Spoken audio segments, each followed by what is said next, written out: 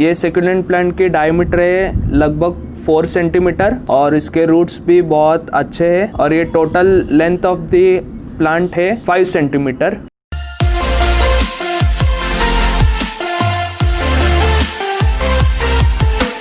Hello friends, unboxing succulents YouTube channel में आपका फिर से स्वागत है। आज हम अनबॉक्स करने वाले एचेवेरिया रोहिणी टॉपसी टर्वी। तो चलिए ये अनबॉक्सिंग वीडियो स्टार्ट करते हैं। तो अनबॉक्सिंग शुरू करते हैं।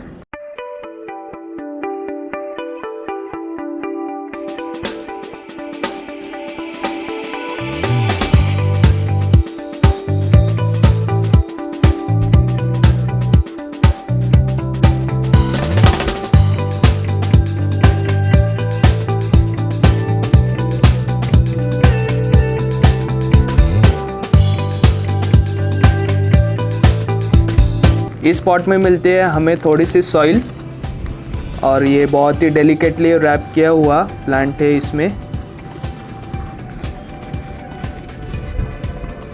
और ये रहा मेन प्लांट। यहाँ पे थोड़े ड्राइड लीव्स है ट्रांजिट की वजह से, तो मैं जल्द से जल्द हटा देता हूँ।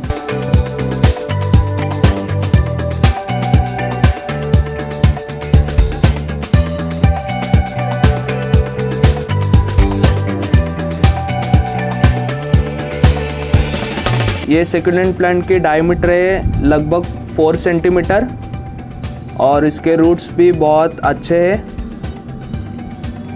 और ये total length of the plant है 5 सेंटीमीटर।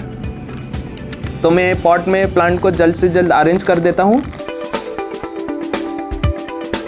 इस पॉट में भी दिया हुआ है छोटा सा होल ताकि एक्सेस पानी इसमें से बाहर निकल सके।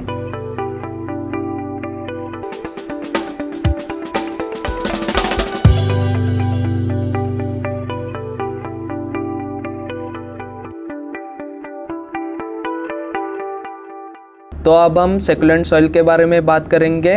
इसे चाहिए 40% coarse sand, 40% well draining cacti and succulent soil and 20% of cocopeat, या फिर आप हमारे वेबसाइट में से इससे अच्छा सॉइल परचेस कर सकते हैं। वाटरिंग केयर के बारे में अब हम बात करेंगे। इस सेकुलेंट को चाहिए सोक एंड ड्राई मेथड। जब सॉइल कम्प्लीटली ड्राई हो तभी इसे वाटरिंग करना ज़रूरी है। जब ये प्लांट इंडोर होता है तब इसे बहुत कम पानी चाहिए, बदले इससे जब बाहर आउटडोर प्लांट होता है तो इसे थोड़ा ज़्यादा पानी चाहिए। अंडर वाटरिंग जब करते हैं इस प्लांट को तब इसकी लीव्स लिम्प और डल होती है। ओवर वाटरिंग में येलो लीव्स, रूट रॉट और स्टेम रॉट होते हैं। समर सीजन में इसे जब ऊपर वाली सतह जब ड्राई होती है तभी इसे पानी दे। विंटर में प्लांट डॉर्मेंट होता है तो बहुत कम पानी इसे चाहिए। फर्टिलाइजर्स केयर के बारे में अब हम बात करेंगे। इस सेकुलेंट को चाहिए जनवरी टू मई 10-10-10 वाटर सॉल्युबल एनपीके ग्रोथ को बूस्ट करने के लिए। सनलाइट केयर के बारे में अब हम बात करेंगे। इस सेकुलेंट प्लांट की रोजेट कॉम्पैक्टनेस और शेप को मेंटेन करने के लिए 4 to 5 hours of morning sunlight चाहिए कंटिन्यूड विद ब्राइट सनशेड। इस सेकुलेंट को अगर कम सनलाइट मिले तो ये रोजेट बहुत ही लूज हो जाता है। अगर हो सके तो इस प्लांट को बाहर आउटडोर्स प्लांट कीजिए या फिर विंडो सबसे ब्राइटेस्ट विंडो के पास रख दीजिए। सनलाइट केयर के बारे में अब हम बात करेंगे। इस सेकुलेंट प्लांट की रोजेट कॉम्पैक्टनेस और शेप को मेंटेन करने के लिए 4 to 5 hours of morning sunlight चाहिए कंटिन्यूड विद ब्राइट सनशेड। इस सेकुलेंट को अगर कम सनलाइट मिले तो ये रोजेट बहुत ही लूज हो जाता है। अगर हो सके तो इस प्लांट को बाहर आउटडोर्स प्लांट कीजिए या फिर विंडो सबसे ब्राइटेस्ट विंडो के पास रख दीजिए। Flowering structure and blooming period के बारे में अब हम बात करेंगे। ये सेक्युलेंट समर सीजन्स में 10 to 15 सेंटीमीटर एक लंबी टहनी से बीचों बीच रोजेट से एक लंबी टहनी बाहर आती है।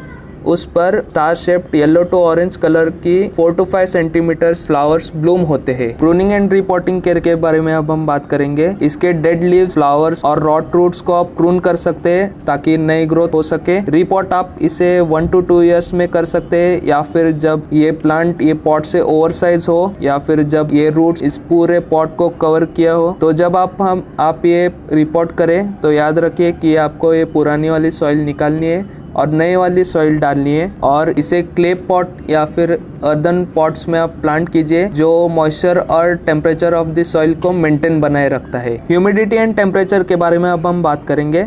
इस सेक्युलेंट को चाहिए low to medium humidity and moisture और temperature between 5 degree Celsius to 25 degree Celsius, जो इंडियन वेदर के अनुसार बहुत ही बढ़िया होता है। प्रोपोगेशन की बात करेंगे, आप ये सेकुलेंट को प्रोपोगेट कर सकते हैं लीव्स, स्टेम और ऑफसेट के थ्रू। प्रोपोगेशन टाइम होता है जनवरी टू फेब, जब स्प्रिंग का मौसम हो। लीफ प्रोपोगेशन करते हुए आप ख्याल रखें कि ये प्लांट की लीफ को जब आप प्लग करेंगे तो कोई भी पार्ट इसके स्टेम को अटैच नहीं होना चाहिए। तो वो लीफ को आप 2 to 3 डेज़ के लिए कैलस होने रख दीजिए अंडर इनडायरेक्ट सनलाइट, और बाद में आप ये कोकोपीट में प्लेस कर दीजिए और अगले 1 हफ्ते को उसको पानी मत दीजिए ताकि न्यू रूट्स इमर्ज हो सके। इस सेकुलेंट को आप ऑफसेट से भी प्रोपोगेट कर सकते हैं, जैसे कि आप यहाँ पे देख सकते हैं कि यहाँ से एक छोटा ऑफसेट निकल रहा है। तो आप 2 स्टेम अगर एक रूट में से आ रहे हैं तो आप ये सेपरेट कर सकते हैं और 2 दिन के लिए कैलस रख के जो ज़ख्म होते हैं उस पर फंगिसाइड छिड़क कर आप प्लांट कर सकते हैं। जैसे ये सेकुलेंट की उम्र बढ़ती है, इसकी स्टेम भी बढ़ता है, तो आप प्रोपोगेट कर सकते हैं स्टेम के भी थ्रू। आप इसे कट कीजिए स्टेम की जगह से और 5 डेज़ को इनडायरेक्ट सनलाइट में आप कैलस करने रख दीजिए और इसके ऊपर भी फंगिसाइड छिड़क दीजिए ताकि कोई फंगस ना लगे इसे, और वेल ड्रेनिंग सॉइल में आप इसे पॉट कर दीजिए।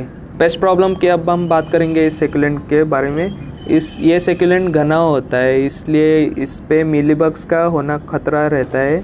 तो जब आपको इस पे मीलीबग्स दिखे तो 1:5 में नीम ऑयल और वाटर छिड़क दीजिए इस रोजेट पे, या फिर आप कॉटन बड्स लेके रबिंग अल्कोहल में मिक्स करके आप ऐसे पोंछ सकते हैं। अगर आप इस सेकुलेंट को ओवर वाटर करें और रूट रॉट होने लगे तो जल्द से जल्द आप इस सॉइल को चेंज कीजिए।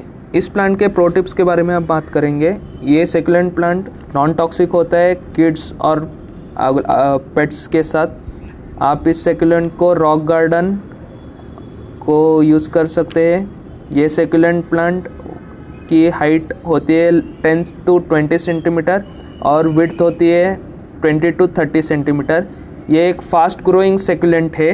ये सेकुलेंट प्लांट मैक्सिको से बिलोंग करती है। अगर आपने इसे अंडर वाटर किया तो अच्छा होगा ओवर वाटरिंग के जगह, और इस सेकुलेंट को डायरेक्टली रोजेट पे वाटर मत कीजिए, साइड से वाटर कीजिए। अगर आपको ये सेकुलेंट प्लांट को परचेस करना है तो वेबसाइट की लिंक डिस्क्रिप्शन में है। और जानकारी के लिए आप हमारे FAQ सेक्शन पढ़ सकते हैं। वेबसाइट की लिंक हमारे डिस्क्रिप्शन में दी गई है। इस सेकुलेंट प्लांट के बारे में हम गिव अवे कॉन्टेस्ट रखने वाले हैं। अगर इस वीडियो के 125 लाइक्स, 50 कमेंट्स और 20 सब्सक्राइबर्स होने के बाद मैं एक रैंडमली विनर को चूज़ करने वाला हूँ। आपको जो अच्छा लगे इस सेकुलेंट प्लांट के बारे में प्लीज़ हमें कमेंट्स में बताइए। और एक सेकुलेंट प्लांट है सेम्परविवम कैलकुलेरियम, इसका वीडियो आपको आई बटन में मिल जाएगा। इसका भी हम गिव अवे रखे हैं। हमारा नेक्स्ट प्लांट होने वाला है यूफोर्बिया मिली क्राउन ऑफ